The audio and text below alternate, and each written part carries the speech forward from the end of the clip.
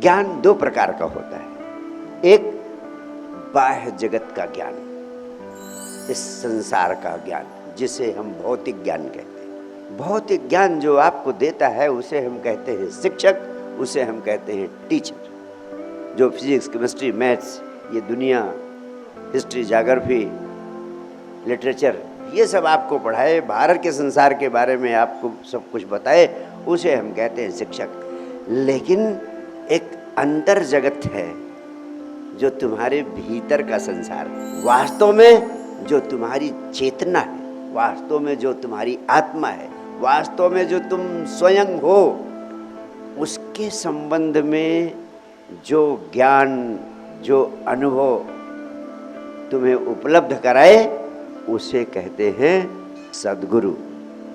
और यह अनुभव तुम्हें वही करा सकता है जो सद्गुरु संबुद्ध हो, यानी जो सद्गुरु स्वयं इस अनुभव से गुजर चुका हो, ना कि केवल गीता, कुरान, बाइबल पढ़ के आपको उपदेश देता हो।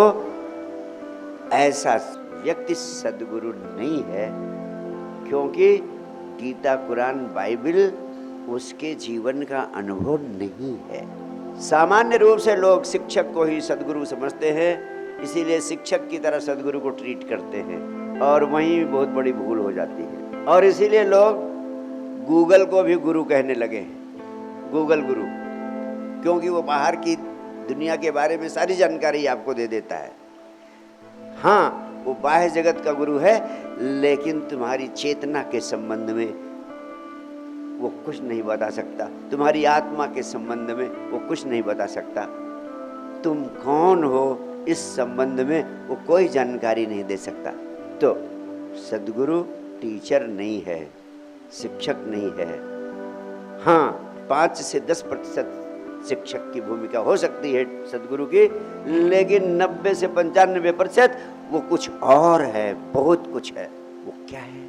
बाहर की जगत की जानकारी आपको शब्दों से मिल जाती, भाषा में मिलती, लेकिन भीतर के जगत की, अंतर जगत की, आत्मा के जगत की, चेतना के जगत की जानकारी तुम्हें तब तक नहीं मिलती जब तक जिसने उसका स्वाद चखा है, उसकी आंखों में झांकने की, उसके दिल को छूने की, उसके प्राणों की धड़कन को अनुभव करने की क्षमता और उसका अवसर तुम्हें नहीं मिलता है। इसलिए भारतवर्ष की परंपरा में, भारतवर्ष के अध्यात्म जगत में गुरु परमात्मा से भी ज़्यादा महत्वपूर्ण हो जाता है। इस पृथ्वी पर जिन्होंने भी जाना, जिन्होंने भी पाया, जो इस जीवन में जीते जागते परमात्मा की अवस्था को उपलब्ध हुए, महावीर, बुद्ध, कृष्ण, क्राइस्ट, मोहम्मद और उपनिषद के ऋषियों ने चीख चीख कर कहा, गुरु के बिना संभव नहीं है।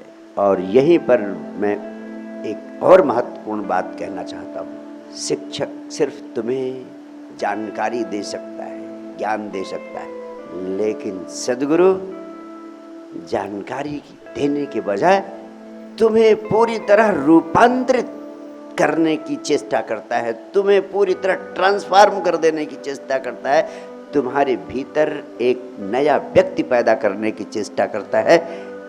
लेकिन ये तभी संभव है जब तुम्हारे प्राणों के तार उसके प्राणों के तार से जुड़ जाए, जब तुम्हारा हृदय उसके हृदय से जुड़ जाए, जब तुम दोनों में सच्चे अर्थों में एक प्रेम संबंध बन जाए। ये और भी जरूरी है, ये इसलिए जरूरी है प्रेम संबंध का होना, बेशर्त प्रेम संबंध का होना, बेशर्त समर्पण का होना इसलिए भी जरूरी है क्योंकि सच्चा सद्गुरु तुम्हें झूठी सांत्वनाएं नहीं देता।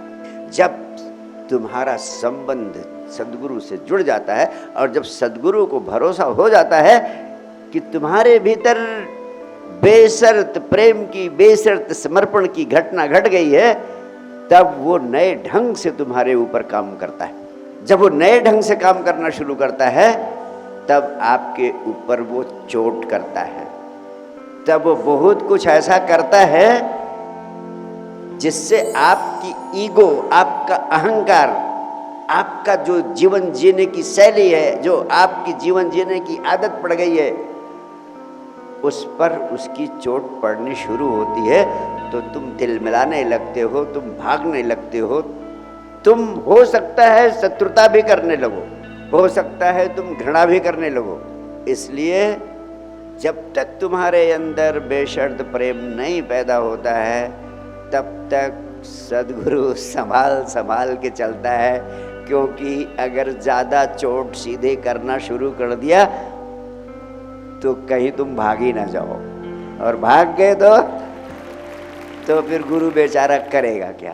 एक ही तो प्राणों में छटपटाहट है कि कोई मिले, कोई बदले, किसी को मैं अपने अनुभव की संपदा दे दूं, उड़ेल दूं।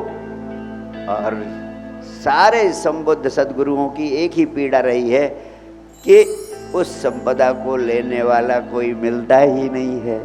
बस ज़्यादा से ज़्यादा धन मिल जाए, पद मिल जाए, प्रतिष्ठा मिल जाए और सम्मान मिल जाए।